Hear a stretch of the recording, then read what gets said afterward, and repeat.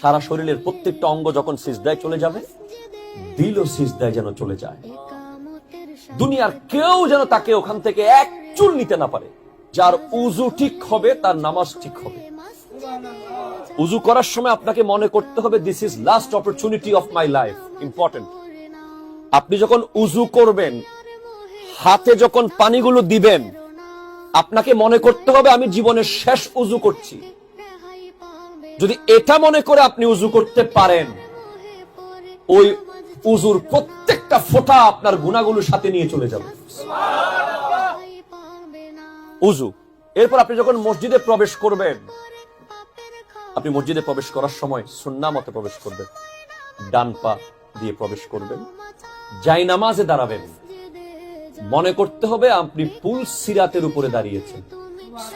পুল সিরাতে যখন আমরা হাঁটবো, সাধারণ একটা বাঁশের পুল হলে ওই পুলের উপরে যদি আমরা মনোযোগ ফুল না দিয়ে হাঁটি, কোনো ধরনের যদি না থাকে, আমরা যে কোনো মুহূর্তে পড়ে যেতে পারি।